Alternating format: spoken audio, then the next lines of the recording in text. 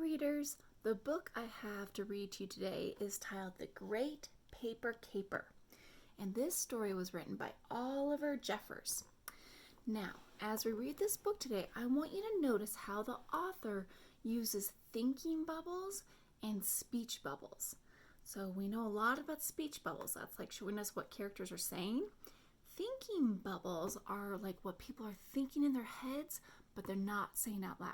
So keep your eyes open for the speech bubbles and thinking bubbles.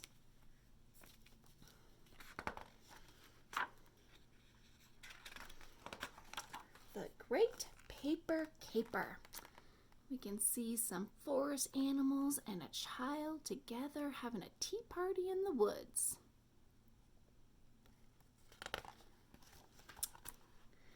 And now in the forest, we can see pictures of animals, and it looks like they've dug burrows down underneath the ground. And many animals do this, like moles and groundhogs. But, pigs? Do pigs dig burrows underground? No. But we can see this little piggy doing laundry. We can see a deer doing an exercise video. We can see a goose doing some knitting. We can see like a little beaver typing on a computer. And then here's a child taking a bath. We know this is a fictional story because those are silly pictures of things that animals really don't do. All right, the story begins. There was a time in the forest when everything was not as it should have been.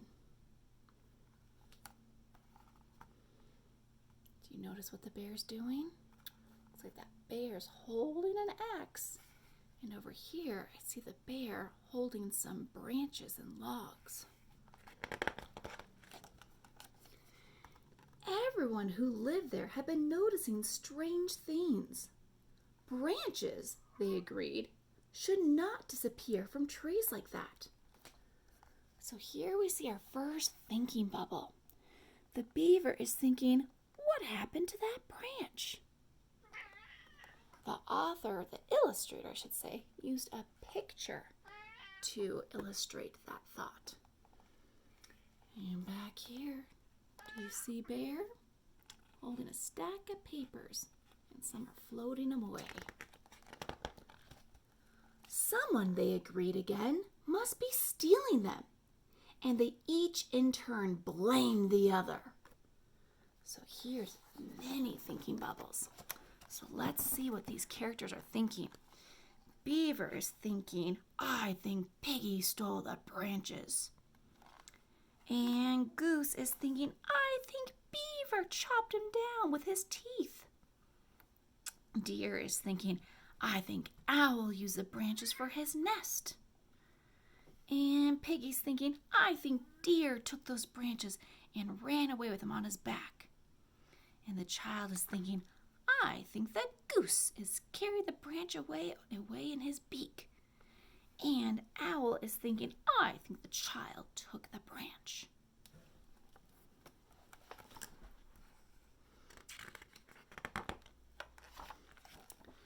But they all had solid alibis, which meant it couldn't possibly be any of them.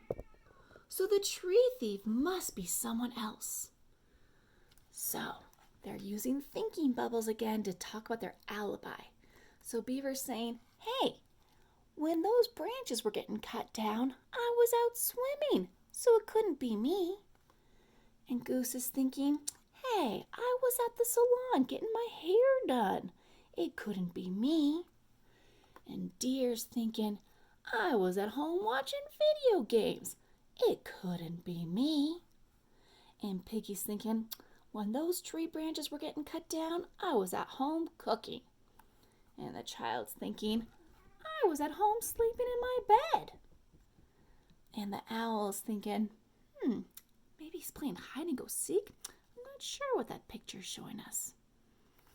All right, but now back here, do you notice what's happening here? Bear has an axe. It was all very mysterious indeed. Look at Bear holding that saw, cutting down that branch. Bear is the one doing it. An investigation was launched to get to the bottom of things. They were each given a different job to do. I'm going to reread that. They were each given a different job to do so the tree thief could be caught. Now the author is using a speech bubble, and the beaver says, "I'll be the detective, and you can be the judge." And now Deer speech bubble says, "Why do I have to be the judge?" "Why not him?"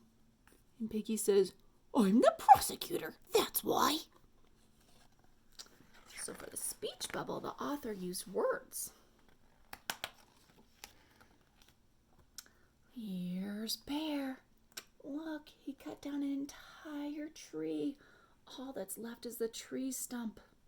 And another one back here, I see. And there's a sign posted on this tree. And it says, the 112th Biennial Paper Airplane Competition. Next Saturday, 2 p.m. All entries welcome. A paper airplane competition. What could that be? They took photographs. But no matter how hard they investigated, no clues could be found. I wonder if they noticed these clues back here. Do you see the pile of paper airplanes? Do you think the detective noticed those? Here's Bear testing out his paper airplanes, watching how it flies. And look, the illustrator used a squiggly little mark and had Bear raise his arms to show that he's frustrated. And now, there's the detective.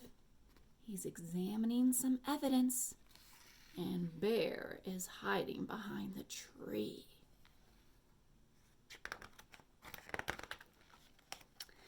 Then, an eyewitness report led them to some evidence that had blown in not far away. An eyewitness means that they saw something. So Moose is like, "Hey, I saw something suspicious I can tell you about." Ooh, so look at, now they're using their thinking bubbles. And they're thinking, an airplane flying this direction. What could that mean? And it had a bear's paw print all over it. Do you see that paw print?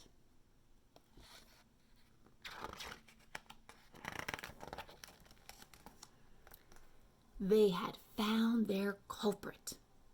Culprit means like the guy who did it, the bad guy.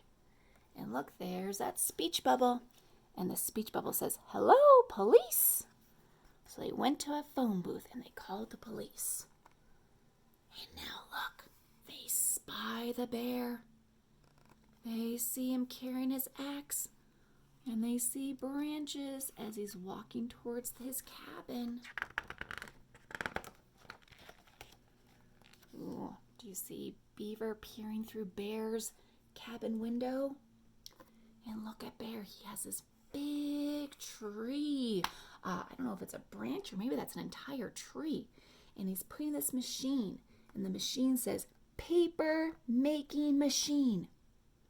Because guess what? Paper comes from trees. And this poster back here says advanced paper planning. And it's showing tree turning to paper airplane. You gotta fold it. It's giving you directions about how to make a paper airplane. So here comes the police officer.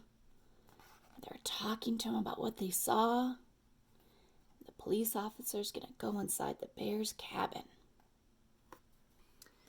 And inside the bear's cabin, the bear's looking at pictures of his family members. And this one says Champion 1936. And this one says Champion 1972. So it looks like Bear had family members who had won this paper airplane competition. The bear was brought in to have his picture taken and to appear with other suspects. So they're trying to figure out, hey, was it Polar Bear cutting down these trees? Brown Bear? Did Koala Bear cut down those trees? Or was it Teddy Bear? Who did it? And Bear was kept late into the night to answer questions. There's that speech bubble. Goose is asking, where were you that night?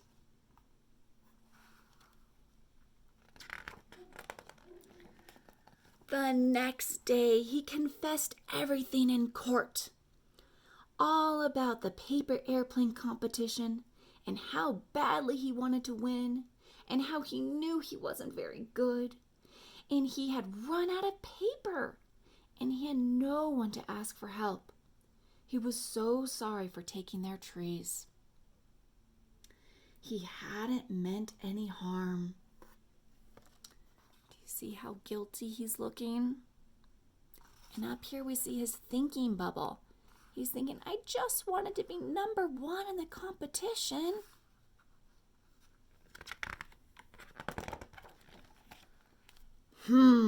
All right, they all thought. But he'd have to make it up to them by replacing the trees. And a paper airplane competition? That sounded interesting indeed. Here's the judge, and the speech bubble says, this court is adjourned. It means court is over. The bear kept his word and made it up to them. And as the others helped him gather up the old paper planes, they had an idea. This bag says seeds. So here's Bear. He's going to plant some tree seeds. And look at that. Beaver's helping pick up all the old paper airplanes.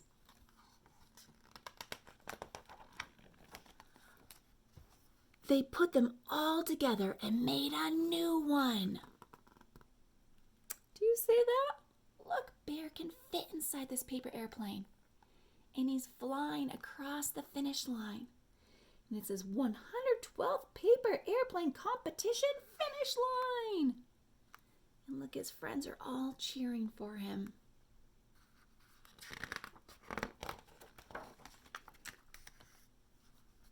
This is Finn for finish.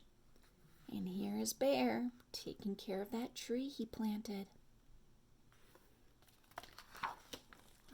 So for your writing assignment today, you guys are going to be working on thinking bubbles and speech bubbles for the characters in the story. All right. I had fun reading with you readers, and I look forward to seeing your writing too.